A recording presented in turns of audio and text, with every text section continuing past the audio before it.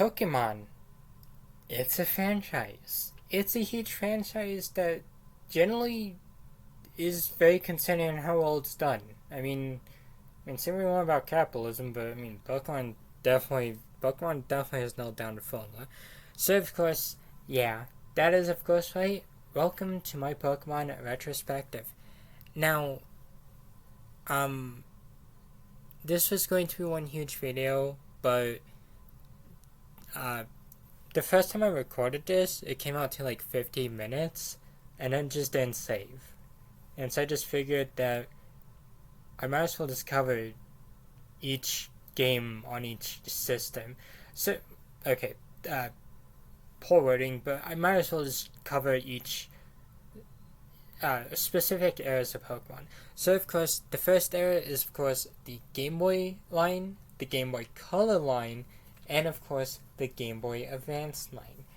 The Pokemon games in question that I will be covering are, of course, Pokemon Red and Blue, Pokemon Yellow, Pokemon Gold and Silver, Pokemon Crystal, Pokemon Ruby and Sapphire, Pokemon Fire Red and Leaf Green, and of course Pokemon Emerald. I will also be talking a bit about Green. I have not officially played Green, but I've heard a bit about it. So let's just get into the video and just talk about some Pokemon. Starting off with where it all started. Pokemon Green and Pokemon Red, released in 1996, and of course 1998 in the US. So Pokemon Red and Green were pretty interesting games because we never really got these versions. The versions we got were, of course, Red and Blue. Blue being a enhanced version of these games. Now, I've never played these versions, but I just figured I'd talk about them. And from what I've heard, these ones were kind of flawed. That's what most of what I've heard is that these ones were kind of flawed, and that's why Pokemon Blue was made to kind of make something better of these ones. And of course, it did seem like Pokemon Blue did do a lot better compared to its predecessors. But of course, that's not to say that Red and Green were bad games. They started the Pokemon series after all, so that's something. And while they're flawed, Red and Green do seem like pretty fun games, and I would love to have the chance to play the originals. But of course, I guess next up is a bit more of a game that I am more familiar with, and that, of course, would be Pokemon Blue, which was released here in 1998 here in the US. So Blue dropped in 1998 here in the US along with Pokemon Red. And so Pokemon Red and Blue is what we got here in the US. And the question is, are these games good? Are they bad? Did they improve on what the Pokemon formula was? I'd say so from what I've seen. Pokemon Red and Blue were pretty interesting games, and this is where you do get more experience with the series at this point, because having played both of them, I can form a solid opinion on them. While Red and Blue are flawed games, I do think that they were pretty interesting games nonetheless. And they did have some interesting things that they did add with the series. You got TMs. Of course, these were in Red and Green.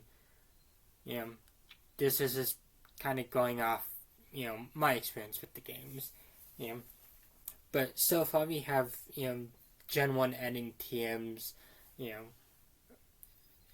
Pokemon of various types, a whole list of moves, and overall a wonderful region to explore. Now, are Serenities flawed? Yes. But does it really take away from the enjoyment of the game? Honestly, in my opinion, not really. I personally think Red and Blue are really interesting games, nonetheless, and I do feel like they deserve a bit more credit these days. Now, of course, I think the true shining moment of Generation 1 was, of course, released in 1999, and that is, of course, Pokemon Yellow version. Pokemon Yellow, or Special Pikachu version, was released in 1999. So, this was released in 1999, and it pretty much followed what the anime was doing at that time. Because by this point, the anime had already come out, and Pokemon Mania was really starting to begin. And so, releasing a Pokemon game based off the anime, based off the games, seemed like a really good idea, and I personally think that was a good idea. Pokemon Yellow is a pretty fun game, and it does fix some issues I had with Red and Blue. First of all, these games are Yellow is Dashlane color. Is it good color? Not really, but it's definitely not something that's monochrome. Movesets kind of did get a bit better, the layout of Kanto, well, Pokemon-wise, got a bit better in my opinion, the cooler Pokemon you can find earlier, and I think the version exclusives in Yellow are pretty fun too. There's a few Pokemon you can't get in Yellow, which does kind of suck, but it's for interesting reasons, because certain Pokemon you can't get were Pokemon that I think Ash failed to catch, or were Pokemon that Team Rocket had. Like, I think Koffing and Ekans you can't get in Yellow, because in the anime, James had a Koffing and eventually Weezing, and Jesse would have had an Ekans and eventually Arbok, which I think is kind of cool. You also can't get Meowth in the game either, which again is kind of cool because for those who haven't seen anime, Team Rocket did have a Meowth with them, and I think it's a really interesting reference to the anime, and it really just shows how much creativity was put into Pokemon Yellow. So, what are my thoughts on Generation 1? Is it good? Yeah, I think Gen 1 is pretty fun. It's a flawed generation with all the bugs and glitches and kind of bad movesets, but Pokemon Yellow is generally a really fun experience, and I'd say the same thing with Red and Blue. Again, while they are flawed, I don't really think it's enough to write off the entire generation as nothing else, than, something bad. While it is flawed, I do think that Gen 1 does offer quite a lot of, intrigue, and there's some really cool areas to explore in the game, and I personally do recommend it to anyone who hasn't experienced these ones yet. So, let's move on to its sequel, Pokemon Gold and Silver, released in 2000. And of course, in 2000, we of course got Pokemon Gold and Silver. So, Gold and Silver are the start of the Gen 2 Pokemon games, and I think they were pretty good. There's a few new features being added in these games, such as, a few new types, the Dark and Steel type, the special split, because in Gen 1, special attack and special defense were just special. That was it. And it kind of made some Pokemon a bit overpowered. Of course, after that, we also have the day-night cycle, which made it so certain Pokemon only appear during certain times of the day, which does add a bit more replayability, but also kind of sucks, because you gotta wake up early just to get that let in. And well, there's new evolutions to Pokemon. There's held items, which made for new trades and kind of changed up the games forever because, well, you could have items being held, and that was kind of a good thing because you could boost a Pokemon's attack with, certain items. Like, oh, you could have them hold on to a charcoal to increase fire damage, or, Mystic Water for water damage, or you could have them hold berries to negate, status effects. And, well, it was in its infancy in Gen 2. Subsequent generations would do quite a lot to really,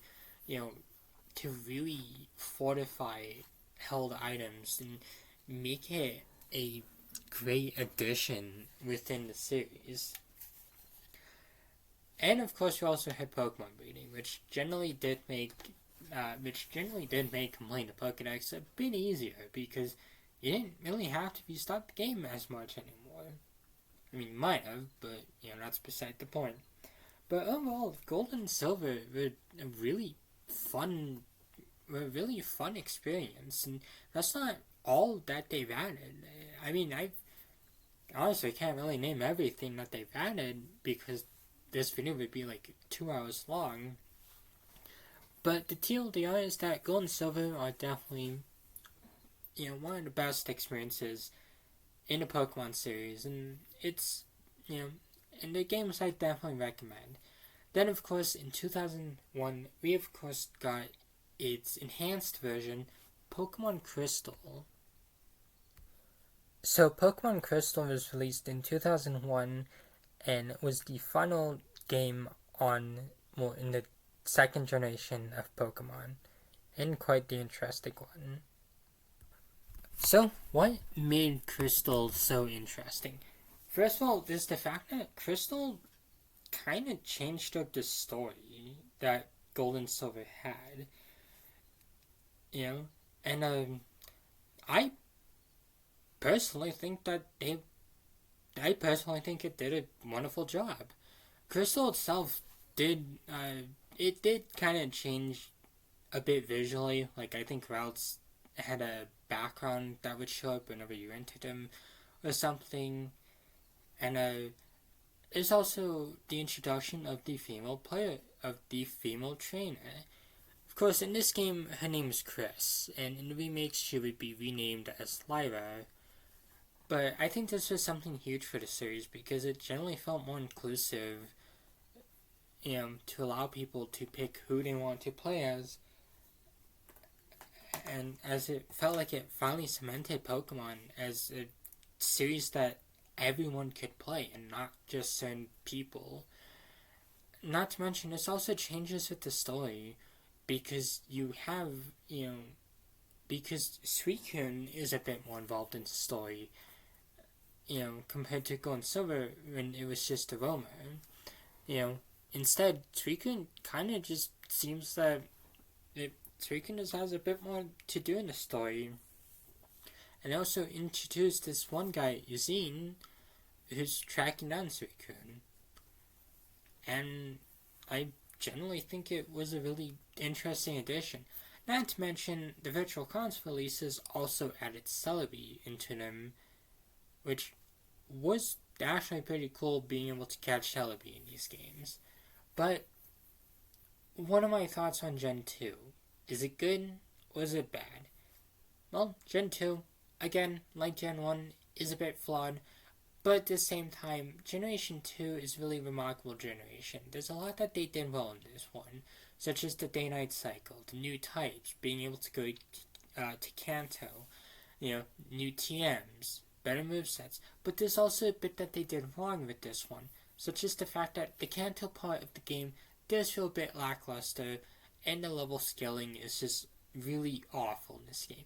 That's not to say that Gold and Silver and Crystal are bad games. It's just to say that they're flawed games, but there's still enough about these games that generally brings me back to playing them and really makes me appreciate them as Pokemon games and, as RPGs as a whole.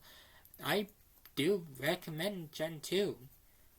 I personally recommend the remakes a lot more, but if you could get your hands on a copy of Gold, Silver, Crystal, pick it up. It's definitely a fun entry in the series. Then of course, with that, I will be moving on to the third Pokemon generation. Pokemon Ruby and Sapphire will of course be the ones being discussed now. And of course, in the early 2000s, Pokemon Ruby and Sapphire were released, beginning the Game Boy Advance era of Pokemon. So Ruby and Sapphire were pretty interesting Pokemon games. First of all, there's quite a few changes to the series at this point. There's natures and abilities, not to mention better movesets, new Pokemon, improved graphics, and just overall a huge step up compared to what Gold and Silver were. But there's also some criticisms. First of all, there's just the fact that, a lot of Pokemon are kind of missing. Yeah, this is probably arguably one of the more controversial parts of the series, and that's because you can't really transfer anything from Gen 1 or Gen 2, which kind of sucks. And, sure, this was fixed with, Fire Red and Leaf Green, but it's still definitely a sore subject in the series, and it definitely has gone Pokemon into quite a bit of criticism. Then, of course, what was interesting about Ruby and Sapphire? Are they good Pokemon games? I'd say so. There's a lot that they did well. The stuff I've listed, but, I definitely think one of the biggest standouts for Ruby and Sapphire is, of course, the Pokedex. The new Pokemon themselves are really interesting, and they've been fun to use. The new abilities, and of course natures, are also very fun too. It does suck that the day-night system isn't there anymore. They do have a time-based system too, that was really nice as well. Until you got a dry battery. Then you just gotta be careful about where you set your time to. But of course, that's beside the point. But overall, I do think Pokemon Ruby and Sapphire were really fun games. They're among some of my favorites in the series. And of course, I'm looking forward to being able to replay them again in the future.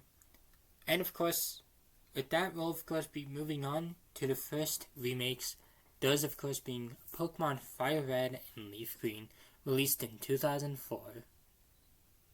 So Fire Red and Leaf Green released in 2004 and are remakes of Pokemon Red and Blue, although they kind of renamed Green. Yeah, I don't know why, but let's just review them. So, Fire Red and Leaf Green were the first remakes in the series, and, well, I like them. There's a few things that they did add, such as the Sevi Islands, improved movesets, and overall, updated the game's graphics, to be on par with Gen 3. Obviously, that's just kind of a given. But I think the biggest standout is, of course, the Sevi Islands, as they serve as the game's post-game, and they introduce a new storyline with Team Rocket and kind of bridge the gap between Gen 1 and Gen 2, which I really do enjoy. And even before the post-game, you do get to visit the Sevi Islands too, which kind of does leave you wanting more. And fortunately, they do give you more, because the Sevi Islands themselves are generally one of the best parts of the entire series, and hopefully they come back in a future Pokemon game. There's not really much to say about the remakes, other than just the fact that, well, they look better than Red and Blue, they play better than Red and Blue, and overall are probably a bit more accessible than Red and Blue. But as remakes, I do think that I do think that they did their job, and I think they, did enough to really justify being remade. Pokemon Fire Red and Leaf Green are generally really fun Pokemon games, and are, among some of my favorites. Then, of course, I will be wrapping up this part of the retrospective with, of course, my thoughts on Pokemon Emerald, which was released in 2005 and was the final game of the third generation. So Emerald was released in 2005 and, well, again, is the final game of the third generation of Pokemon. So Emerald is an interesting one because, well, this is the only enhanced version that came out after a remake or like a, other version of the generation. Because, with Platinum, that came out before Heart Gold, Soul Silver.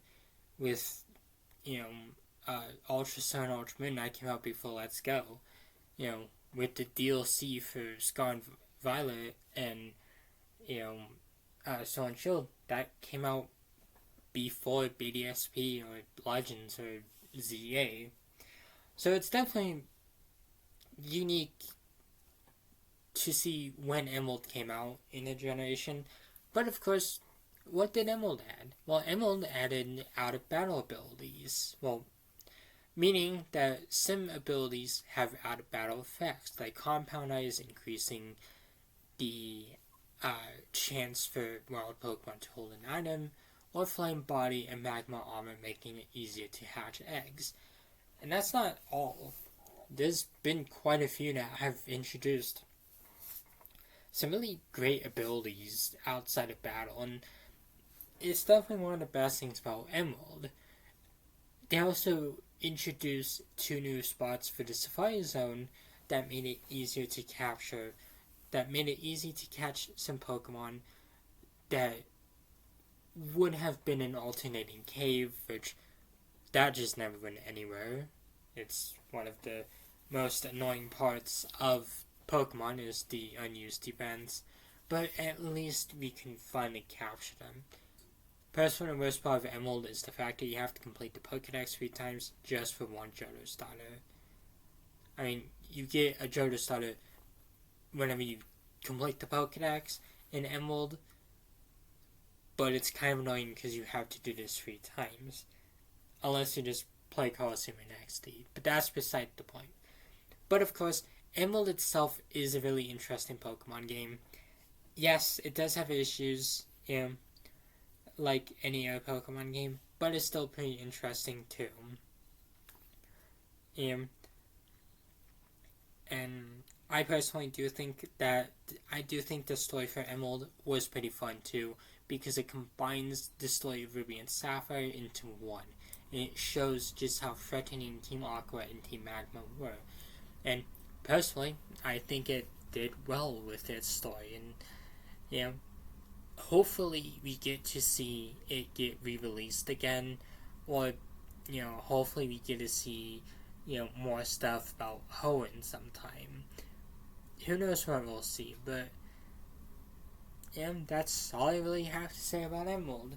So, of course, what are my thoughts on the Game Boy line of Pokemon games? Were they good? Were they bad? Well, I'll just take a look at that, but I want to knock out the rest of Gen 3 first. Overall, I think Pokemon Generation 3 was pretty fun. It is a flawed generation, but it's still a pretty good generation. There's a lot of new Pokemon introduced that are generally really good. Movesets got better, abilities were introduced, natures were introduced, IVs changed, and overall it felt like it made the Pokemon experience a bit more refined and, approachable. Of course, every one of these games is approachable, but it felt more approachable this time around as well. Not to mention, Fire Red and Leaf Green also added the trend of remakes in the series. And of course, Emerald introduced, you better quality with enhanced editions, as it took the best of both worlds and combined them together. Which, yes, while Crystal and Yellow did do that, they also felt like they were lacking in the story department for the most part. Well, Emerald generally felt like it had more of a story this time around, which is something I do like. Of course, my thoughts on the Game Boy line, I think they're pretty cool. Well, I definitely do recommend having. I definitely do recommend getting Gen 1 and Gen 2 on a virtual console. I mean, if you could have. Yeah. I do think that Generation 3, is still definitely worth picking up. Although, if you really want to get the best experience, just play the remakes. They're definitely more improved in most ways. But the original versions are still worth checking out. I think overall, the Game Boy line of Pokemon games was pretty fun. There's a lot of memories I've had. There's a lot of memories I have of these ones, and I look forward to being able to play them again. Who knows what Nintendo will do? Hopefully we'll see them on current hardware in the future, but we'll just have to see about that. But of course, this was part 1 of my Pokemon retrospective. Next up is of course the DS line, which means that I will of course be taking a look at the 4th and 5th generations of Pokemon. The Sinnoh games with Diamond, Pearl, and Platinum, the Johto remakes with Heart Gold and Soul Silver, and the Gen 5 games, those of course being Pokemon Black, White, and Black and White 2. But until then, thank you all for watching, and hope you all have a wonderful day. See you all next time.